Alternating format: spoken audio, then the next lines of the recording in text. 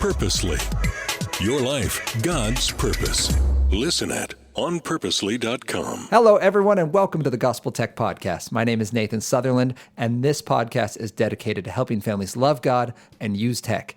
Today, we are joined by Micah Roberts. Welcome, Micah. Hello. Thank you for having me. Yeah, and we're doing a little bit of a What the Tech kind of mini-series. You are listening to the first of this drop, but the idea is we have some content and some conversations we want to have that don't necessarily fit into the regular Gospel Tech, release of content and information, but they're still important for parents, and they might be so niche that not every parent wants to hear them. So today we're talking, Micah, about what?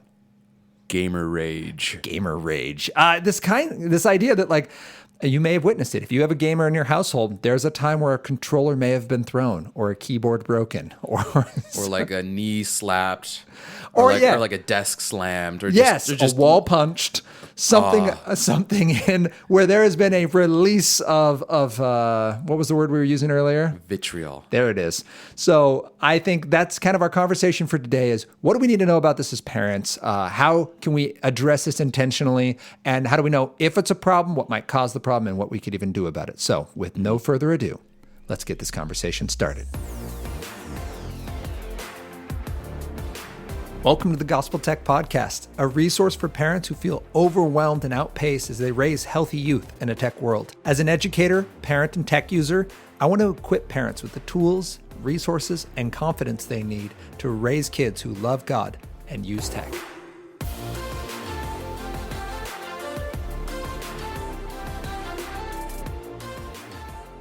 Thank you to everyone who's helped make this podcast possible. Thank you for liking and subscribing. Thank you to those who are donating. If you want to join us financially on this ministry, you can go to gospeltech.net, click the donate button, and join us there.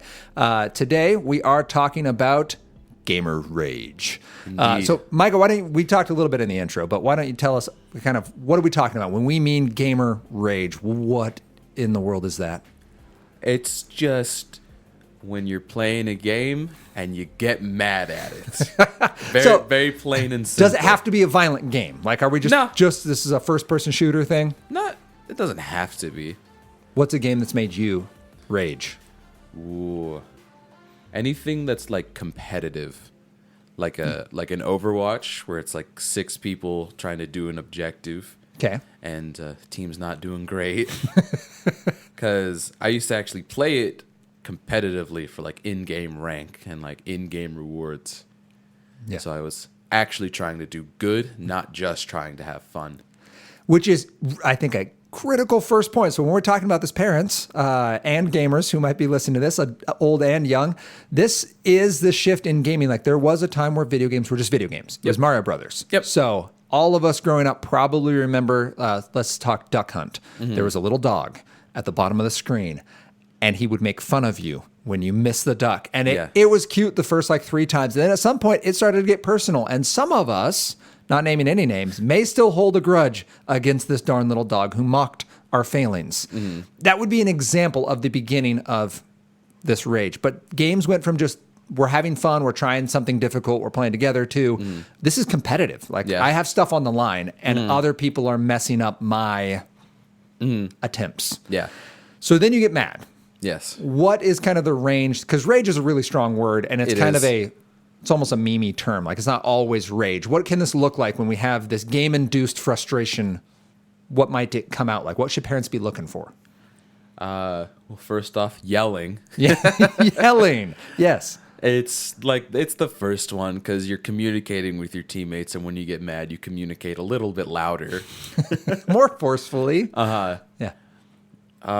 It takes a while to get to a point where you throw something and start causing damage. Okay. Especially if you're conscious of what you're holding, because that's like a $70 controller. Yeah, it's real. And sometimes at a multiple $100 screen. Exactly. They often are connected. But it can even be like I have friends who when they're mad, they'll just stop talking. In a game where communication is key, they'll just try and do the best they can, but not talk to anybody. Mute, not speaking to anyone. There might be wisdom in that. Right. Yeah. So, all right. So we have this kind of range. And so parents, as we're thinking through this, I don't know if it feels weird, depending where you're at in your comfort with video games and like being around them. Your child might have these very visceral reactions to video games. It might be because of people in the game. It might be because, and we'll talk about this later, the game's designed to be insanely frustrating. And that's both why they play it, but also why they hate it. And we do need to be aware that there's kind of a funny side of this, right, Micah? Yeah. And then there's like the not so healthy funny side. How do we differentiate between those two? And what do we mean by the funny side, by the way? I mean, like, sometimes it's funny to like watch your friends get mad at a game, like if they're just bad that day, like they can't hit shots or they can't like do whatever. It's funny watching them get a little bit frustrated. Okay. But when it gets to like a bad point where it's no longer funny and it's like a problem, I think is when you stop doing the thing and you're still mad. So like you're playing the game and then the game's over and like now you're just mad at the people that were in the game. And now you're just in a very bad mood. Yeah. Like you finish the match and like you're done playing for the day. You get off like the Xbox or the PlayStation and you're still mad. And you just go about the rest of your day or like next few hours just still mad. Right. And then now it's impacting how you treat your parents, how you treat your real life friends that were on that game that was supposed to be for fun and it's not fun. And now you're just in a dark place. And I think as we think through this, we can tie this to real world sports. Let's because I think that's an analogy a lot of parents can connect to is this idea of like parents, we've all been in a sport and then had that really frustrating thing, right? Someone missed the block, they missed the shot, they didn't try their hardest, they were distracted, like whatever happened, the coach made a terrible call. And we have that in-game frustration. And we as Christians need to recognize like, that's not bad. Like being competitive is wonderful, in fact. There's a lot we can learn from adversity. There's a lot of our own personal character that gets exposed in kind of the fires of adversity and struggle. And yet, it can shift, right? And parents, this is when we talk to our kids about sportsmanship.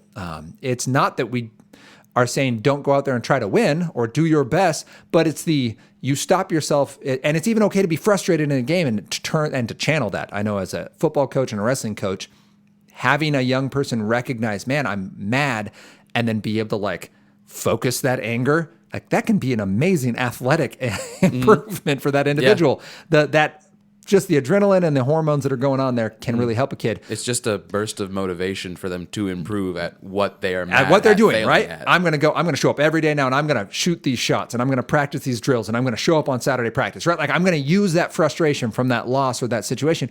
When it switches in sports, for example, would be when they start blaming others, when it carries over to real life, or when they start cheating effectively, when they start cutting corners and they take cheap shots and they start throwing bows and and now physical safety is no longer in front of mind and they start thinking more selfishly.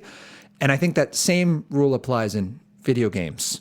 When we start, we skip from this is a game and I'm playing maybe competitively, but still a game at the end of the day. Like we're going to play for fun still, to no, these people are now obstacles to my real goal, and you flip the point of the game, and the game becomes the most important thing. Everyone else is now just a problem, and that would be an example of, all right, the rage is now consuming too much. It's no longer funny. And if you don't have any, should I name people? Let's name names. Okay. So if we say, well, first of all, where can someone go to watch if they don't have any concept of gamer rage? You literally can just go to YouTube. Okay. Type in like just gamer rage compilation. There you will find probably millions of videos of Twitch streamers who live stream video games, or YouTubers. And Twitch is a live streaming platform. Okay, yeah. Where you so can watch people play games and do other things. It's live. a noun, not a verb. Yes. So it's not the thing Twitch. It's the place Twitch. Yes. So you can go there, and parents, just be forewarned, there will be swearing. We're talking about raging videos. Yeah. When you are angry, you're like, I don't know the words. I'm bad. You're not in control of yourself. Yes. Words fail you, so you go to the words that hurt more.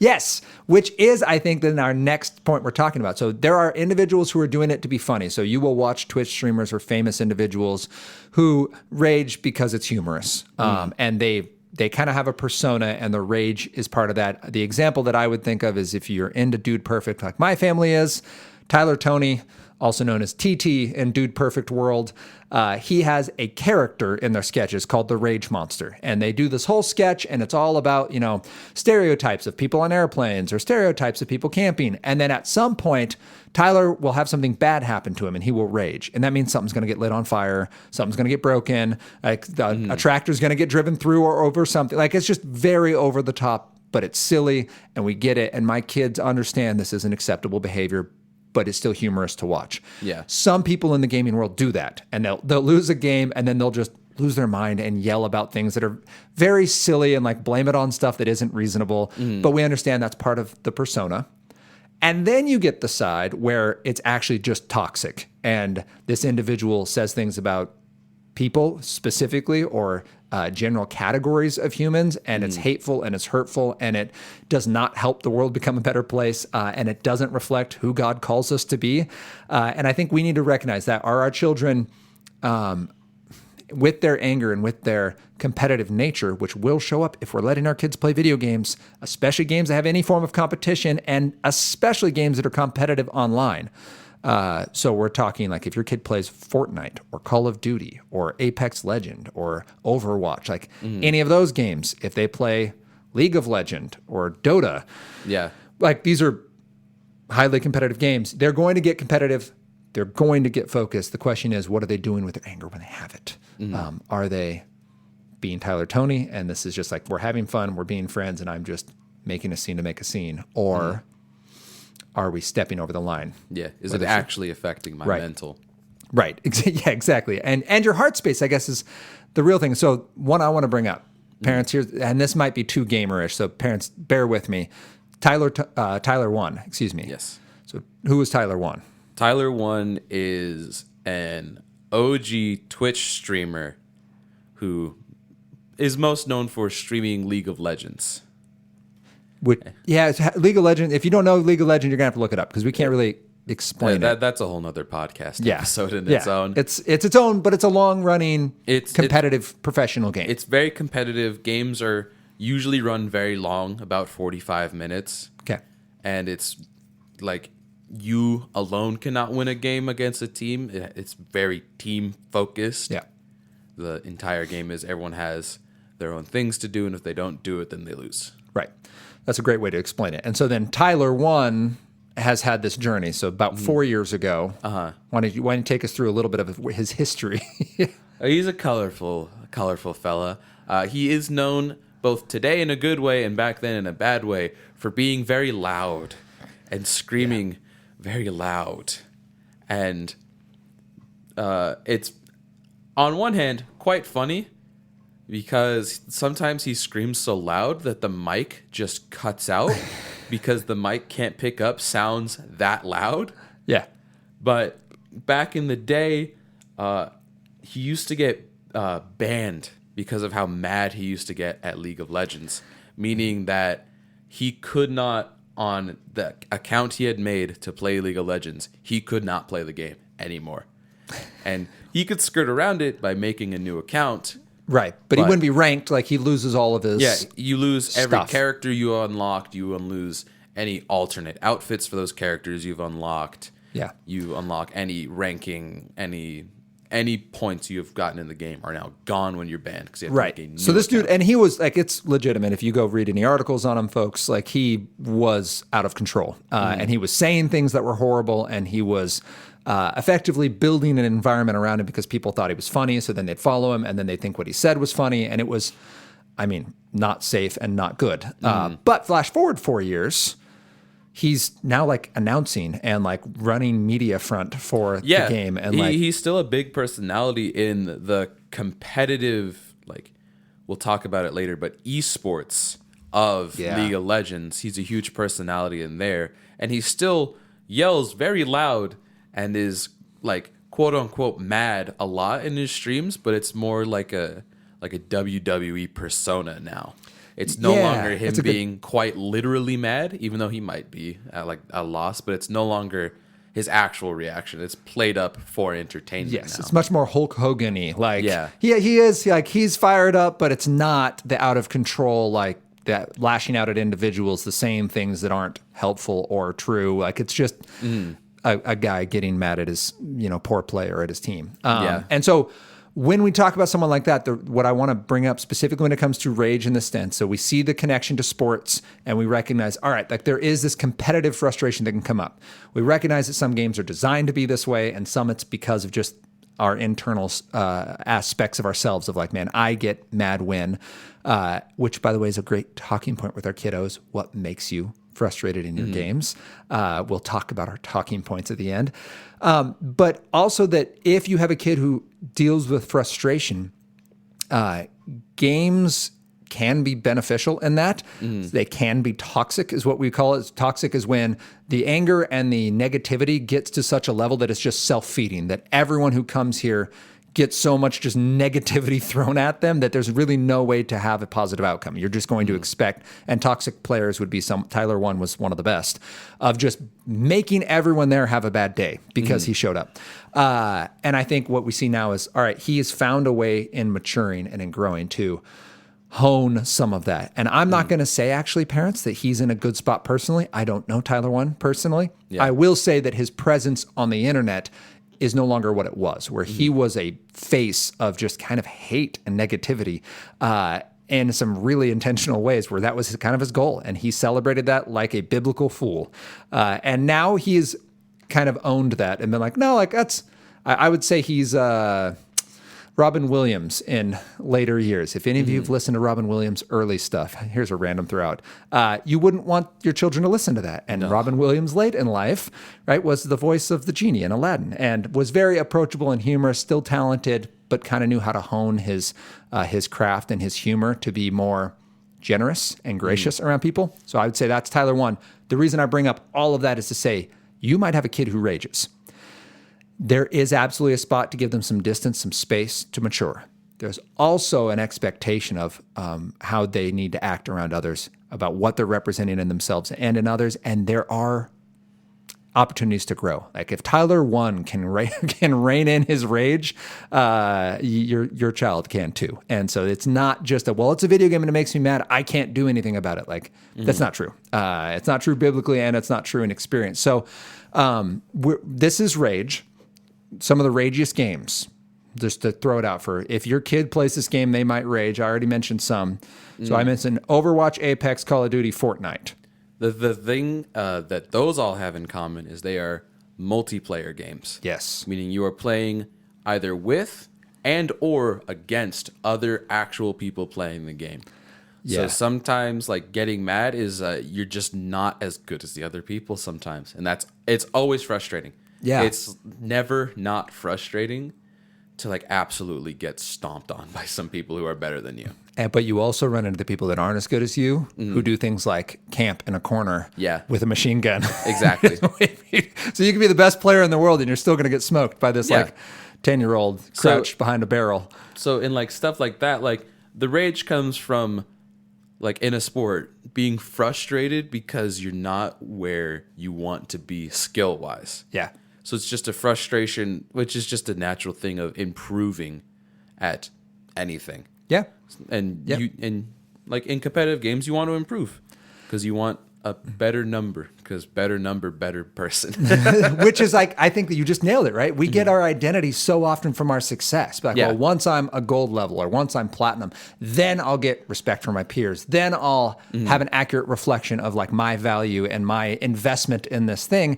And I think that's something we need to talk about with our children, parents, is, hey, son or daughter of mine, like, I see you getting mad at this. Is it because you're in an unhealthy group of players? Is it because you're putting an unhealthy amount of value in the outcome you're expecting of yourself here? Or is it some other thing that like this is supposed to be fun for you, but sometimes there are Tyler 1s in the game who are just ruining the ability for this to be a fun game. I know, Micah, you and I have talked about this before. Like there are groups of friends that can be playing a game you like these people in real life, you like this game, but the two of those together, this group of friends and this game, don't work. No.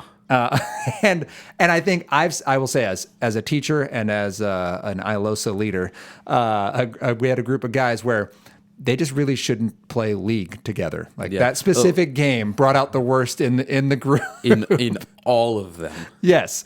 And so parents, keep that in mind as we're meeting our kids with that. If you hear yelling, it's not just par for the course. If you wouldn't let it happen on a soccer pitch, if you wouldn't let it happen on the baseball diamond, if you wouldn't let it happen in the wrestling ring, like it shouldn't be happening behind a screen through a headphone. Like we still have those expectations for our kids' hearts and minds because we don't want this just to be quote unquote normal. It's not normal and it's not okay, but it is going to happen. Like just know that there's nothing more frustrating than a game glitching or crashing or some little kid. Yeah. The second group then I threw was League of Legends, Dota 2, CSGO. Yes. And the reason I picked those three is those are older games, parents who are still played professionally. And when we say professional, this is where we're headed in this conversation. Yes. But esports is a thing, parents. Yes. So I won't steal our thunder, but just esports literally just means electronic sports.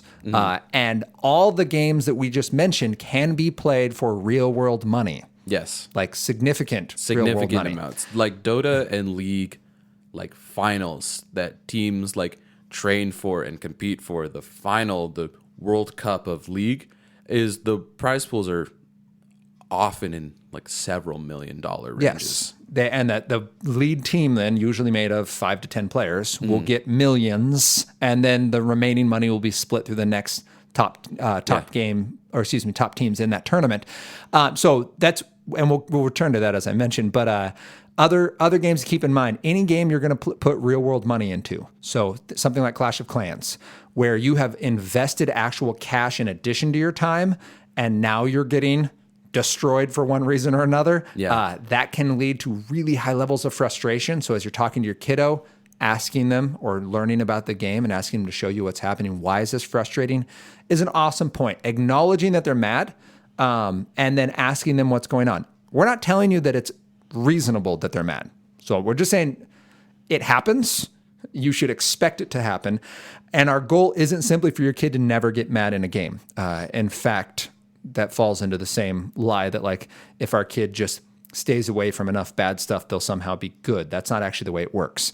We start in a place of deprivation. It's why we need Jesus' work through the Holy Spirit to change our hearts and make us new creations.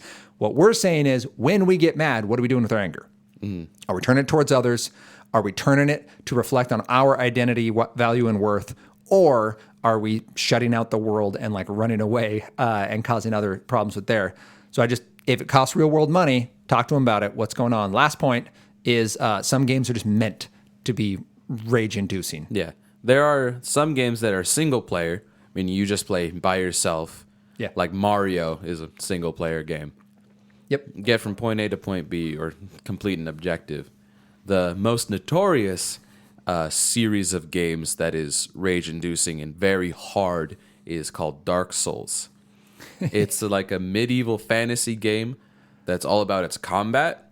So fighting like really tough enemies, and they hurt a lot when they hit you, and you don't have a lot of health. And there's no like easy mode. Yeah, it's one mode, so every single person who plays the game plays the exact same game. You can't make it easier. You can't make it harder. You can literally just get good at the game. Get good. So the frustration comes from the game just being hard, and the only thing you can do about it is improve. And when you don't improve, it's frustrating. And how do you improve?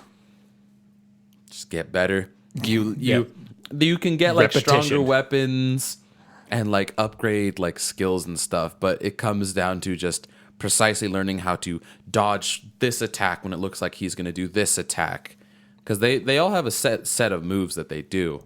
Yeah, like the characters in the game that you're like fighting. Yeah, parents, I think that our generation's version of this would be something like Punch Out, if you remember that. Like exactly, where it's just boss after boss after boss, where you have these fights and they all have like special moves and special things, and if you play them the right way, they can become more vulnerable, and you can take them down easier. You have to learn though the patterns, and now we're talking modern games 20 some odd years later, so the patterns are much more complex. Yes. It's faster there's a lot more variety of the attacks. Oh, Dark Souls, so much raging for kids. Yes. And I think on the more fun side, so Dark Souls is one, the most recent version being Elden Rings. Yeah, it's made by the same company that makes Dark Souls, but it's, like 15 years later. They've improved a lot. Yeah. The game series is more popular. More people than ever are playing this game. Yeah. And this may sound like torture, but that's because we've only explained like the negatives. Like the fun of the game comes from just the game is fun to play. Like controlling your character and like swinging your sword. It's weird to explain if you haven't played a video game, but it feels good. To control your character, it feels good. And like anyone who's played Dark Souls will tell you, being stuck on like one boss level enemy for like a whole day of playing and then coming back the next day and like trying it, there's no feeling better in a video game. It's like this, it's just like winning a really tough soccer match. It's all about the triumph, because the game isn't about the difficulty and getting frustrated. It's about the triumph after you've learned and improved. Yeah, which video games, so parents, I would actually say for those who are wondering like, why in the world would anyone ever do this? Video games they're intentionally designed this way, and when we talk about behavioral design and why it matters if behavioral psychologists are involved in video game design, it's because they get into the heart of what we are looking for in life, right? We want to know that we matter. We want to know that we're part of something bigger. We want to see improvement. We want constant feedback to know if we're improving or degrading, and video games can do that very well. So this is also part of where unhealthy rage can get tied in with our identity, and where real life can start to slip on its ability to engage our minds and our hearts. Is there are these things that are just so much more accessible, and they kind of make us feel like we're making progress. So keep your eye when you're talking with your kiddo, when you're watching this, when you go and play the game with them, or you sit next to them and observe what's being played.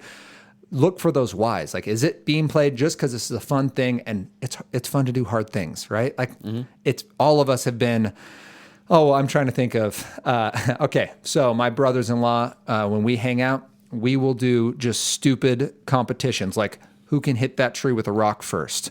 Great. Now, who can like lift this thing the highest or throw this thing the farthest, or right? Like, we just do silly games of competition, not because they matter, but because they're hard, and we want to see like be competitive in dumb ways. Yeah. And video games can slip into that. So just know that's the first part. The second part is when games are made to be frustrating, they do get the social cachet of like, I did something hard. Did you do something hard? Like, we have similar levels of value. Therefore, now this suddenly matters because people care about it. And suddenly there's a huge community around it as well. Yep. Of you can like Elden Ring, when it came out, it was huge. Like, probably going to be the biggest game this year. Yeah. In 2022. And like online, it was cool because you could watch where the general like population playing the game was by what boss was trending on Twitter that day. Yes. Of people like, dude, this guy is hard, and everyone in the replies like, I know. Yeah. And you get that shared experience. What Fall Guys would then be another example of a game designed to be difficult. If you guys have never played Fall Guys, you're basically people made out of pudding. I mean, you're just like silly, like floppy little minions. You're effectively indestructible.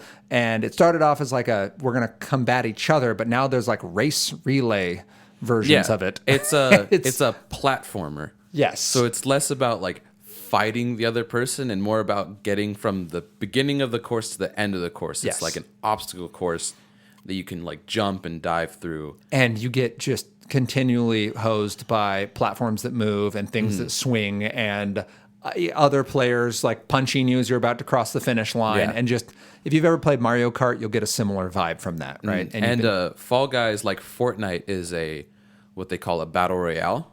Yes. So the match starts with 100 players, and each round, like the bottom like 20-ish or so get knocked out, and they have to join a new lobby.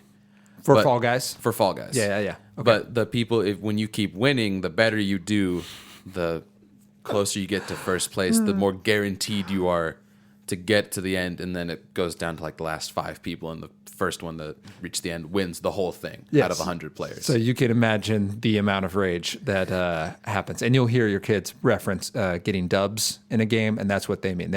They want to get a win in whatever their battle royale thing is, and most of these games have that general concept of a bunch of players going for a single win. And that getting second doesn't count. Like, even though you're going to get points and you're going to get ranks and you're going to do these other gamified kind of bonuses throughout, getting to the end, getting number 1 is what matters most. So let's take a quick aside here. Oh man. All right. I was trying to think if I want to stop here and give parents a mental break, and then we jump into esports, and then next let's do that. Okay. All right, so parents, in conclusion then on this section of rage, we had more to say on rage than I thought we would. Shouldn't surprise me. We do want to remember in all of this that we're not just trying to fix our kids. If you have a kid who gets really frustrated at games, this is an amazing opportunity to talk this out with their kiddo, because the first thing we want to get into is why. Like, what's happening in your mind and heart, and just let them say whatever their thing is. Don't go all psychoanalysis on them. Just let them say, like, no, like, this person's cheating, or I keep dying, or I'm not doing as well, and get them to talk. Maybe even watch them as they do this and see what this thing is that's frustrating. And then keep in your mind, like, we do have a standard for the fruit of our lives, right? When we look at Galatians 5:22, and we know that the fruit of the Spirit is love, joy, peace, patience, kindness, goodness, faithfulness, and self-control. Like, we want to remember that those aren't suggestions. Those are things that actually come out of us when Jesus is running our heart, which means when we get anger, that's fine, okay? We can deal with our anger in the love, joy, peace, patience, kindness, because anger is fine, especially when we feel like it's injustice, when we feel like we're not adding up. But living in a place of anger, letting that then affect how we treat others or how we think about others, letting it affect how we act to the point where we start cheating or putting people down. Right now we're gossiping, we're slandering, which is the Galatians 5:19 through 21. If you just go right before that, before the fruit of the Spirit is the fruit of the flesh. And when we start seeing that stuff percolate to the surface, sometimes it's the game causing that, but oftentimes it's the game exposing that, right? It's not football that makes me angry. It's football that exposes my anger. C.S. Lewis has a great quote about how when I'm tired, it's not an excuse for my poor attitude or actions. It's actually just showing my poor attitudes and actions. And when I'm well rested, I do better at covering it up. Yeah. And I think video games are similar, parents. So we have a standard for love, which would be 1 Corinthians 13, right? That we now have what love should look like, that it's patient and it's kind, right? It's not self-serving. And we have a standard for the fruit that we have in our actions. So I think taking those two, my challenge to you in this conversation, talking about rage, would be talk to your kid about what makes them frustrated. If they play video games, what do you find most frustrating about video games? They're going to have an answer. It'd be interesting to hear what it is. Ask them to let you play with them. And if you're up for it, I'm not going to tell you have to, but if your kid is already playing games, jump in, play a game with them. Ask them to show you how, and you will feel very quickly the frustration that comes with your brain tells the game to do one thing and your big old clumpy hands don't do it right, or you hit the wrong button, or you didn't know that one. And like, just the learning curve and the competitive nature and your desire can bring you back. It's why Dark Souls is a thing, because just the fact that it's hard means it's something you want to do. And I think getting that'll build empathy. You don't have to love video games. You don't have to even want to play them, but recognizing they have value because your kid has value is going to be important. So to put a bow on this, Micah, what do parents need to know about gamer rage? It's not immediately a bad thing.